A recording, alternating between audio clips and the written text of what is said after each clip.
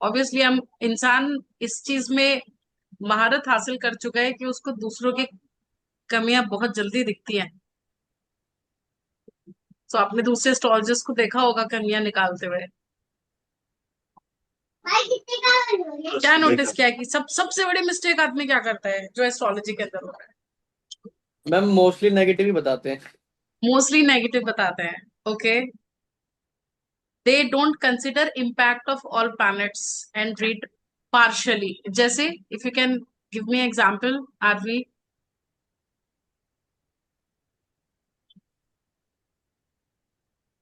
Can I speak? हाँ yeah please. Ma'am conscious level भी different होता है हर एस्ट्रोलॉजर का। मुझे लगता है कि बहुत ज्यादा अगर कोई इंट्यूटिव नहीं है, अगर साधना नहीं करता है, तो मुझे नहीं लगता कि वो अच्छा प्रैक्टिसिंग एस्ट्रोलॉजर बन सकता है। So according to his spiritual practice is important in Jyotish, right? Yes yes ma'am. है ना, यही कहना चाह रहे हो ना कि एस्ट्रोलॉजर साधना यस नहीं करते हैं, सब हाँ सारे एस्ट्रोलॉजर यस साधना नहीं करते हैं। Okay. Anybody else? Ma'am I think कि एस्ट्रोलॉजी में एक ओपन माइंड रखना भी बहुत ज़्यादा इम्पोर्टेंट है। मतलब ज़रूरी नहीं है कि अगर किसी के उसमें कॉम्बिनेशन कुछ नेगेटिव दिखा रहा है। जैसे फॉर एग्जांपल एक बोला जाता है कि किसी का अगर केतु उसमें हो 10th हाउस में हो तो उसका करियर बहुत ख़राब रहता है, या ऐसे कुछ बोला जाता है उसमें कौन कहता मोस्टली। है? मतलब मैंने बहुत वीडियोस देखे हैं यूट्यूब पर जो हाँ। ऐसा कुछ उसमें इंफॉर्मेशन दिया गया है कि अगर आपका केतु 10th हाउस में है तो बहुत स्ट्रगल करवाता है और बहुत ब्रेक्स देता है पानी पियो करियर दादा। में। तो इस वजह से इसको थोड़ा नेगेटिव प्लेसमेंट कई बार कुछ एस्ट्रोलॉजर्स जाके पानी कंसिडर पी कर। करते हैं। हम्म। बट लेकिन अगर ऑन द अदर साइड अगर कोई ओपन माइंड वाला एस्ट्रोलॉजर है तो वो उसको ऐसा भी बोल सकता है कि मे बी वो पर्सन कुछ स्पिरिचुअल करने आया है, या फिर कुछ एक बहुत ज़्यादा मतलब केतु का काम, क्योंकि जैसे बोला जाता है ना बहुत highest of the highest order का काम होता है। सो यू मीन टू से रिस्ट्रिक्टेड अप्रोच है? हाँ मतलब बहुत लोग है ना उसमें ओपन माइंड नहीं रहता तो वो पॉसिबिलिटी ज्यादा कंसिडर नहीं कर पाते। जैसे हम्म। आज के लाइफस्टाइल में बोला जाता है कि पैसे हैं तो बहुत अच्छा है, चलो ठीक है। बट लेकिन कोई भी एक्चुअली में क्या है कि एजुकेशन और डिग्री में ना बहुत एक फर्क है। लोग हम्म। डिग्री बहुत ले लेते हैं लेकिन कोई जरूरी नहीं वो एजुकेटेड बंदा हो। मतलब मार्क्स आ गए लेकिन वो नॉलेज उसने ग्रैब हाँ किए हाँ नहीं मतलब किए वो। बहुत लोग ऐसे होते हैं कि वो बहुत पढ़े लिखे होंगे, बहुत डिग्री वाले होंगे। बट हम्म। मैंने भी से कुछ कंसल्टेशन मैंने करे थे और हम्म। उसमें लाइक बहुत अच्छे पढ़े लिखे लोग हैं, फिर भी कुछ बातें वो ऐसी कर देते हैं कि लगता है यार मतलब कि इतना कितना बड़ा डिफरेंस है डिग्री में और एक प्रॉपर एक आपके वैल्यूज और एजुकेशन में। ओके। तो मुझे लगता है ऐसा होता है। So restricted approach towards yes ma'am. Analysis. Yes ma'am. हाँ, सो हम बोलो, you wanted to speak something. Ma'am मैंने मतलब I haven't consult I too consulted I never give anyone consultation. Ma'am I found it that कि वहाँ पे मतलब they मतलब for a fraction means I took information from Sunil sir also कि within 3 to like 10 within 15 to 16 seconds में the process because it's a पर विद्या it's come from the upper over there like खट से। Okay so that is the means और वो लोग क्या करते हैं ना मीन्स ईच एंड एवरी कि 1-2 मिनट रुक जाते हैं फिर मीन एकदम पूरा डीप में घुस जाते हैं। these are the things man which थोड़ा सा हेस्टी बना देता है आपका प्रेडिक्शन को लेके। Like within 15 to 16 seconds जब भी चार्ट में आपको then the thumb rule astrology में कोई थंब रूल नहीं होता है लेकिन वो लोग थंब रूल निकाल के like the previous one who told कि केतु अगर 10th हाउस में है these are the things one which restricting the actual astrology and all. Hmm. ये कुंडली एक सबसे बड़ा जो प्रॉब्लम है, सबसे बड़ा जो प्रॉब्लम, मतलब I started learning officially in 2016, and in this journey starting from 2016 till it's 2025, almost 9 years, जो सबसे कॉमन मिस्टेक देखा वो ये था कि आदमी ना कुंडली देखते ही बोलना शुरू कर देता है। चार्ट एनालिसिस बोला गया, मतलब it is analysis, it is not कि आप you just looking at chart and start talking, you start speaking out without analyzing the complete chart. You just start speaking. This is the biggest mistake that any astrologer commit.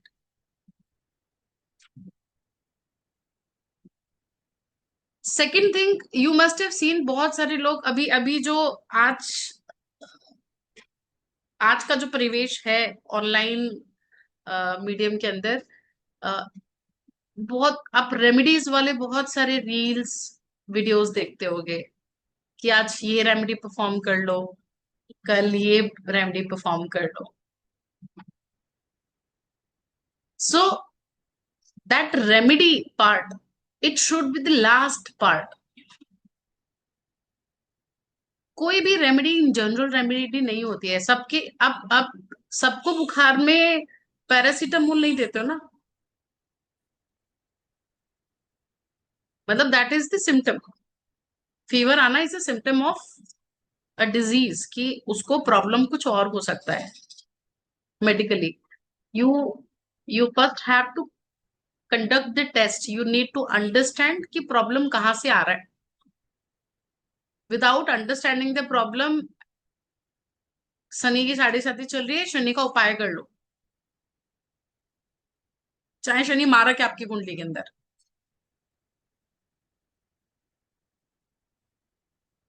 तो हम chart के अंदर ये नहीं check कर रहे हैं कि वो पर्टिकुलर प्लैनेट की फंक्शनैलिटी क्या है. तो रेमेडी पे कभी पहले नहीं जंप करना है.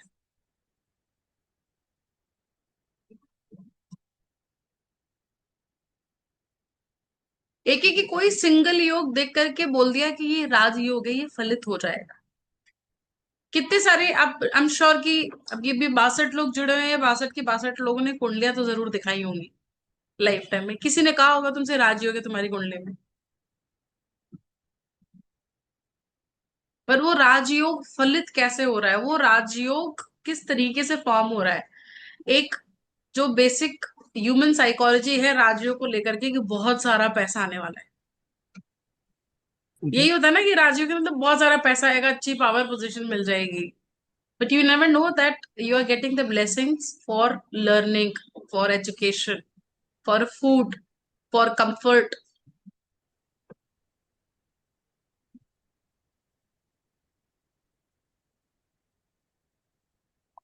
Ma'am, so I would the, like to share something या please Ankita. for like Rajyog thing. I don't know, maybe there was a Nadi Jyotish. Jyotishi, he was 85 years old. He saw my thumb, left thumb, and he made my kundi. And he said that you have your Rajyog in your hand. In 2019, I went to him. So he said you have Rajyog and you will clear this particular exam, civil service exam, easily. There will be obstacles, but you will clear it. And it's 2025. 2 years back, I stopped writing exams now. He said you can make your Rajyog is valid in anywhere, like in politics or in this thing. Other life events, he has predicted very well. Like मेरा कोई भी plan नहीं था, लेकिन मेरी second बच्चा हुई like 2020 में. She was born and he said that कि तुम्हारी बेटी होने वाली है 1 साल के अंदर और वो बहुत तेजस्विनी होगी. तो right, he was right in many aspects. 80-90% he was right. But इस चीज में, जिस चीज के लिए मैं क्वेश्चन करने गई थी, वो तो बिल्कुल सही नहीं हुआ. एग्जाम है ना, एग्जाम क्लियर होगा नहीं होगा, गवर्नमेंट एग्जाम क्लियर होगा नहीं होगा. अब कुंडली में राजयोग तो है लेकिन वो फलित नहीं हो रहा, ये कौन देखेगा. अब वो राजयोग फलित होगा नहीं होगा उसके लिए हम किसी और एस्ट्रोलॉजी को तो अप्रोच नहीं करेंगे. So it becomes your utmost responsibility if you are into this divine subject, इसको डिवाइन सब्जेक्ट बोला, to guide the native properly, to follow the right steps. जब हम चाय बनाने के लिए रखते हैं रसोई के अंदर, हम पहले चाय पत्ती नहीं डालते हैं, हमें पहले पतीले में पानी ही डालना पड़ेगा. So there is an approach, there is a system which is mentioned in all the classical texts, but we forget to follow it. ये वैष्णवी ने लिखा है काल सर्प दोष, ऐसा कोई दोष नहीं होता है.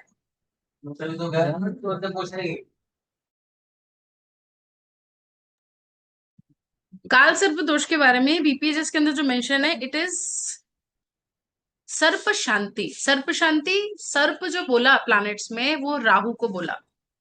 So whenever any affliction comes in the trine with Rahu, it makes Sarpadosh, not Kal Sarpadosh. NS trine वो आपकी एक आधारभूत बन जाता है ना 159. That is the biggest supporter of Lagna.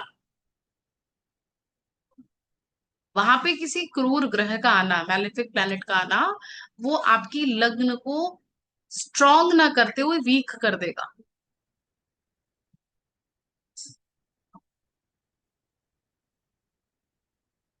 And यहाँ पे there are different school of thoughts when it comes to astrology.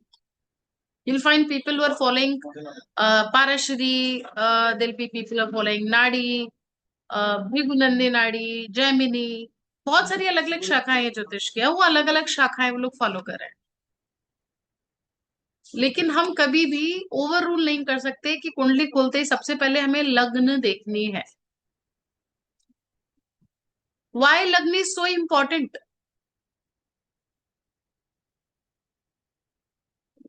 आप this place where you are right now born it is called Mrityu Loka.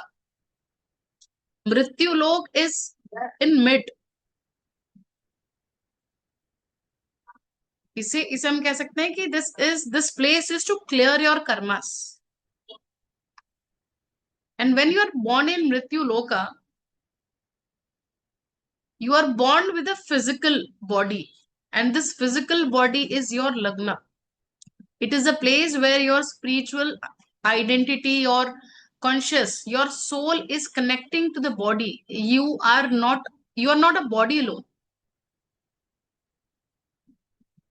So when child is born, वो आप बोलते ना कि मैं आत्मा हूं. तो जो मैं आत्मा हूं, it is that spiritual being who is taking experiences of materialistic world. That is why लग्न is important. So जो भी कुछ भोगना है वो लग्न से देखना है. आप उसको वो रूल नहीं कर सकते. अगर लग्नेश वीक है कुंडली के अंदर, आपके कितने भी राजयोग हैं, विपरीत राजयोग है, वो फलित नहीं होंगे. आप उसको भोग नहीं पाओगे. कोई अंबानी के यहाँ पे पैदा हो रहा है लेकिन फिजिकली चैलेंज्ड. तो in spite of you born in a very good circumstances, in a very good family, but you are not able to enjoy all the fruits which is there in your chart. So जातक क्या प्रश्न लेकर के आ रहा है, उस प्रश्न से पहले भी आपको देखना है कि जातक के अंदर पावर कितनी है, वो किस माइंडसेट से आ रहा है, वो किस तरीके का पर्सन है. आप किसी सैटर्न प्रोमिनेंट पर्सन को मंदिर जाने के लिए नहीं बोल सकते ना. वो कर्मयोगी है. कर्मयोगी नहीं बिलीव करेगा कि उसको पूजा पाठ करना है. पूजा पाठ कौन करेगा?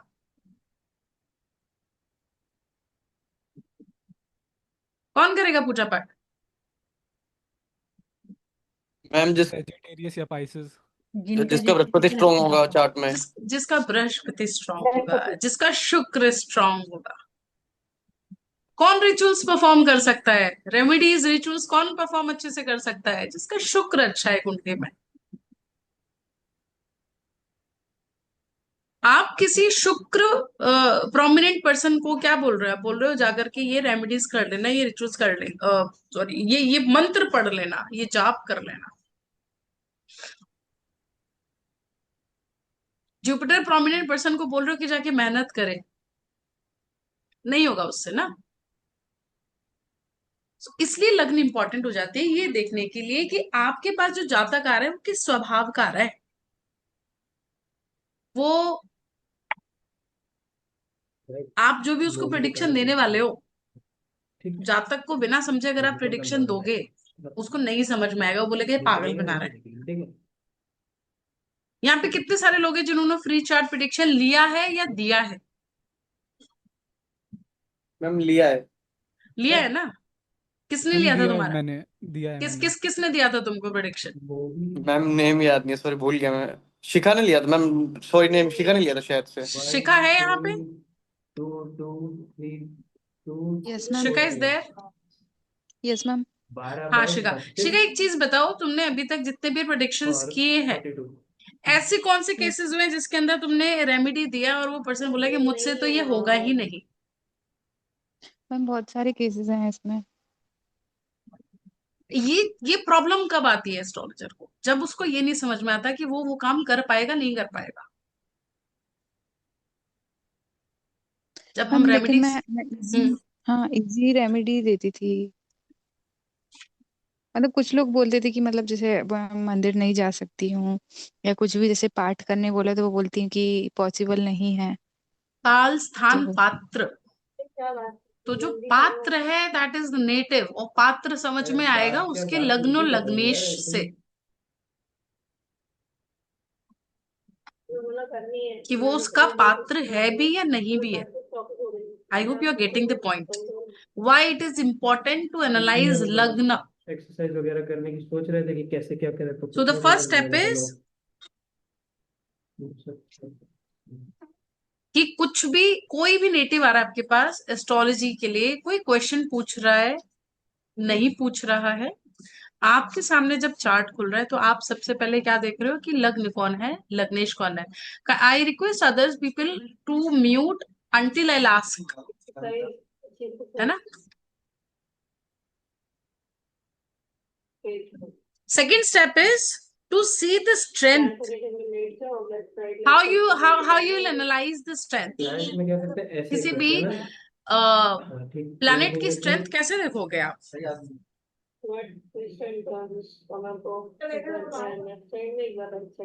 client में ही। कैसे देखोगे? हाँ हाँ हाँ। चार्ट अच्छा, साइडवेज, दृग्बल। साइडवेज व्हाट इज दृग्बल? मैम आप अपने तरफ से उनको म्यूट कर दो ना, एक अभिषेक सेकंड, वर्मा। कितने मिनट के लिए?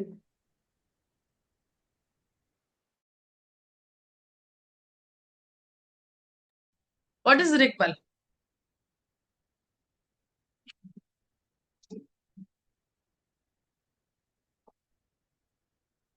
कैसे देखेंगे दृग्बल क्या है?